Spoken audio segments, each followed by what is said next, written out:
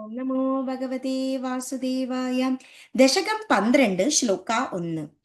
स्वायम्भुवकमनुकू अधः जनसर्गशीलः दृष्ट्वा महीमसमये सलिले निमग्नां स्रष्टारं मापशरणं भवदङ्क्रिसेवा तुष्टाशयं मुनिजनैः सकसत्यलोके.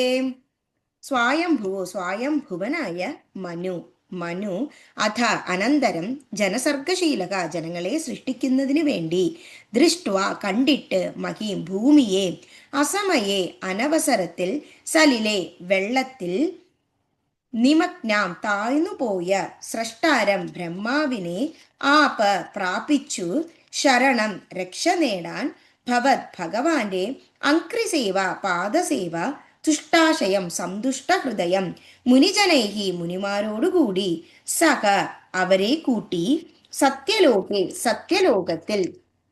അപ്പോൾ ഈ ദശകത്തിൽ ഭഗവാന്റെ വരാഹാവതാരത്തെ കുറിച്ചാണ് പറയുന്നത്. അങ്ങനെ ആ ഭഗവാന്റെ പ്രേരണ മൂലം ബ്രഹ്മാവ് തൻ്റെ സ്വായംഭുവനായ പുത്രനെ മനുവിനെ കൊണ്ട് ഭൂമിയിൽ ജനങ്ങളെ സൃഷ്ടിക്കുവാൻ തുടങ്ങി. അങ്ങനെ ബ്രഹ്മാവിൻ്റെ പ്രേരണ മൂലം ആ ഭൂമിയിൽ എല്ലാവിധ സൃഷ്ടികളും ചെയ്തുകൊണ്ടിരിക്കുന്ന മനു ഒരു അനവസരത്തിൽ ആ ഹിരണ്യാക്ഷൻ ഭൂമിയെ വെള്ളത്തിൽ സമുദ്രത്തിൽ താഴ്ത്തി കൊണ്ടുപോവുകയും അങ്ങനെ അത് കണ്ടിട്ട് ബ്രഹ്മാവിനെ ഈ മുനിമാരെല്ലാവരും ചേർന്ന് സത്യലോകത്തിൽ ചെന്ന് പ്രാപിക്കുകയും ചെയ്തു.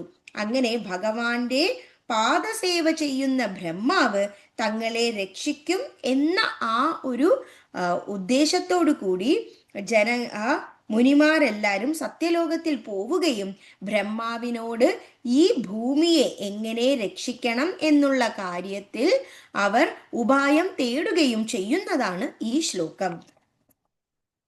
स्वायम्भुवौ मनुरधोरजनसर्गशीलो दृष्ट्वा महिमसमये सलिले निमग्नां स्रष्टारमापशरणं भवदङ्क्रिसेवा तुष्टाशयं मुनिजनैः सह सत्यलोके.